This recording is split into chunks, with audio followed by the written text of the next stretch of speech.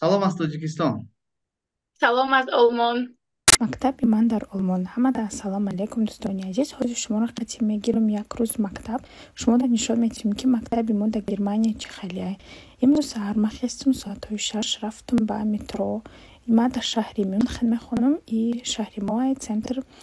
Мактаби ман аз хонам 30 минут дура. Аи боша мактаби мо 4-5 ошёна аст. Дар инҷа фақат одамое ки ихтисоси гастрономия яъне гостиница доранд ҳамин одамо мехонанд. Ҳамаи чиз связано дар гостиница. Ирӯз мо 8 соат дарс дорем. Якам дарси мо кухня буда. Дар кухня мо ҳар хел салато пухтаем. Мо дар ёд додан чизе ки связано дар гостиница. Баъди рафтем бояд реферат тайёр мекардем. Имрӯз бошим 6 та пар доштем то соатҳои 16. Баъди вай рафтем библиотека қати студентҳо ҳама каса теорӣ дидем. Конечно студентҳои мо ай ҳамаи давлатҳо ҳастанд. Бисёртар ай Азия. И ман якум таҷичкаем ки дар ҳамин синф ҳастам. Баъди мо омадем ресторани самарқандский. Дар Мюнхен ресторани самарқандский кардан. Бовар кунем беҳад хурсанд шудем ки дар Мюнхенам ресторани самарқандие ки метавонем ош бихӯрем, манту бихӯрем. Не ки хай студентҳо ҳар рӯз наметавонанд рафта, барои ки беҳад қимат ай. Баъд омадем харид барои хона и тамом ҳам. мо бо шумо моҳи сентябри соли 2022 суҳбат карда будем. Дар ҳамин муддат дар ҳаёти шумо чӣ навигарӣ буд? Навигарӣ бисёр. Ман имсол насиб боша дарсҳома тамом мекунам дар Олмон. ҳозир экзамино 24 апрел иншаллоҳ экзамини калон дорем. тайёрӣ барои ҳамун стресс дар дарсҳо. хай шукр дар ин мобайн ман як бор Тоҷикистон рафтам омадам як моҳа. хай да тамом дига навигарӣ ҳечи не. Масъалаи тайёрӣ ба экзамени калон гуфтед. Ина чӣ хел тайёрӣ дида истодед ва умуман он экзамен бояд чӣ хел гузарад ба фикри шумо? экзамени мо дута қисм мешавад. Якта қисми теорӣ. мо бояд бинависем дар оҷа чанд мавзӯе ки ҳамин 3 сол мо хондем. баъд охирон экзаменуш практиш аст 4 июлда оҷада практика мегзарем. чизе ки дар ами практикаи 3 сол гузаштем. хай бисёри законҳои Германияро бояд мо бидонем, аз ёд кунем. ҳатто математика ҳастай. так як ман ресторан дар вай мекунам, бояд виноро бидонем. ами чизои как сказать, напиткҳое ки дар Германия ҳастанд, дар хориҷа ҳастанд, ҳамаи амиёро мо бидонем чӣ хел мекунанд, чӣ хел намекунанд. вобщем ҳамаи чизе ки вобаста ба ҳотел ҳастай. аз худатон боварӣ доред ки медонед? ҳои тайёрӣ дидастам. бовар кунед навхо бисёр шаву рӯз. баъд мо шулунгорам гузаштастем. ҳар ҳафта ами ай ҷои кори мо аму вайора профессорора меёранд. қатъи ами мо 2 соати дарс мегзаранд. ҳар рӯзи шанбе моро тайёр мекунанд. хай беҳад қинанд буданд одамое ки ғалтиданд. мисол не ки ман намедонам. хай таваккал ба худо. хай месупорем иншаллоҳ. муҳим тарс набошад. Яъне шумо гуфтед ки буданд одамое ки ғалтиданд. бале вақте ки аз имтиҳон нагузаштӣ чӣ кор мекунӣ? вақте ки аз имтиҳон нагузаштӣ бигзарӣ нагзарӣ это уже твои проблема муфти гапо. одамое ки нагзаранд бо 6 моҳи дига студент мешавӣ мехонӣ. баъд аз 6 моҳ бо як бор дига экзамен месупорӣ.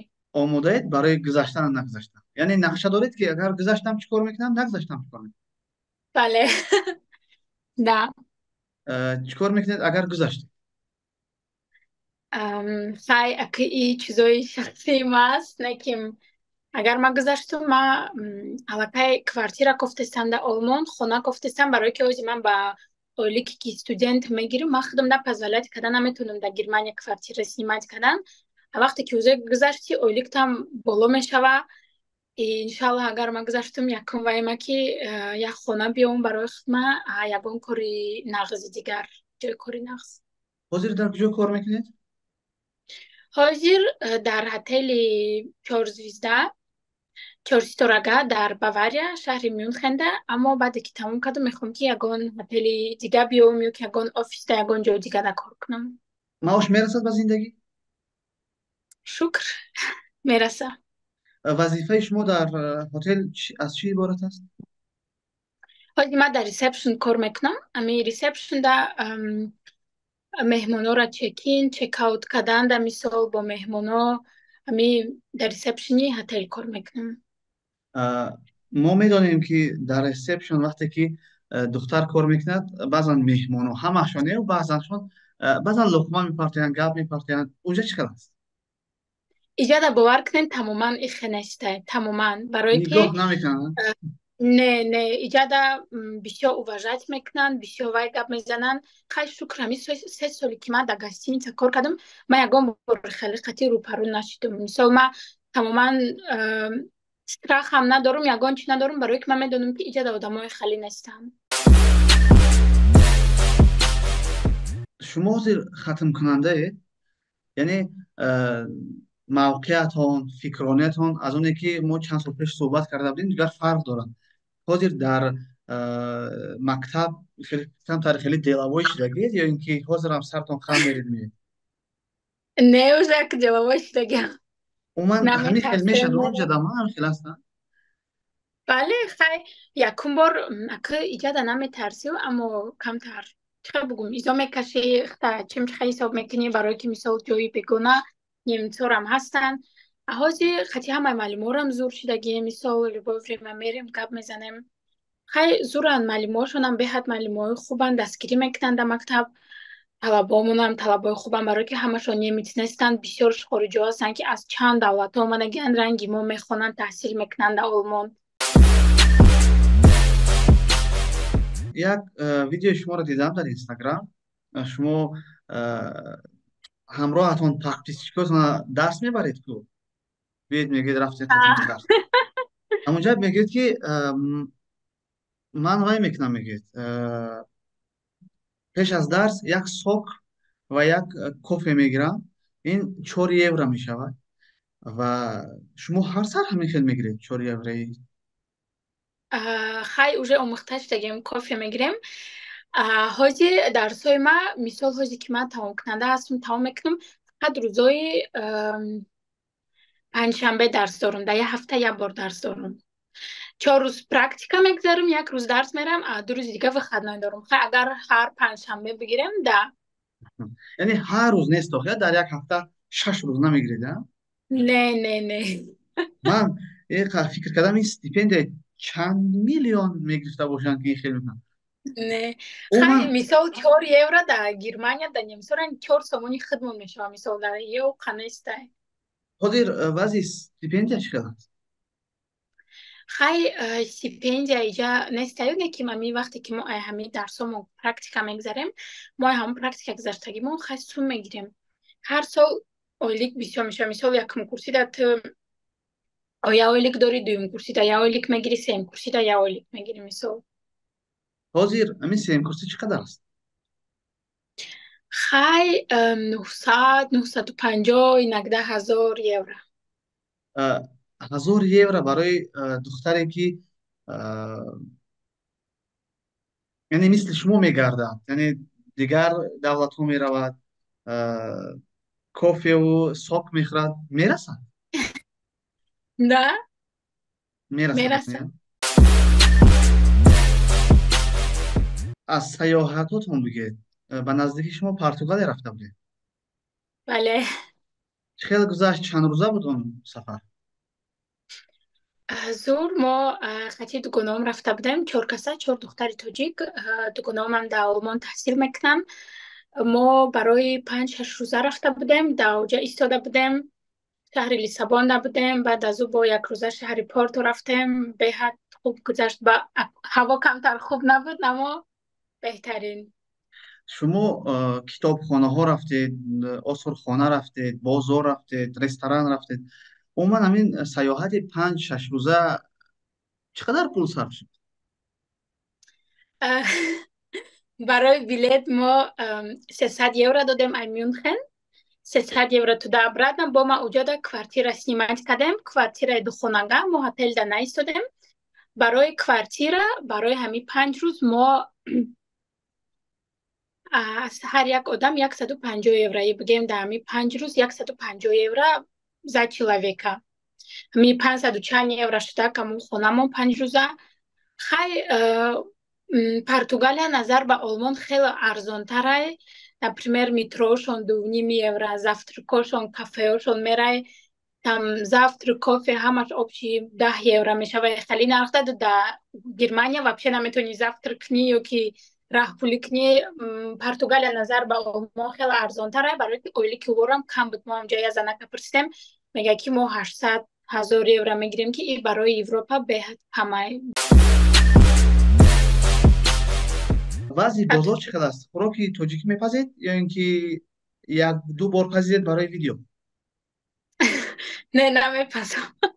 Хай намепазед? иногда ягон духтаро ҷамъ шавем ягон ҷода, хайҳо бози недавно дар Мюнхен ресторани самарқандский узбекӣ ҳуй кардан. узбекҳо уҷа да мерем, хай мехӯрем манту, ош, самбуса, чой, ҳамаи чӣ доранд. хай уҷа часта намерем, дар я моҳ я бор ду бор, барои ки беҳад қимата. Я ошуш 13 евро, я 130 сомонам. хай як оши як пос ош ҳо нахред ва як зарар дорад ба саломат.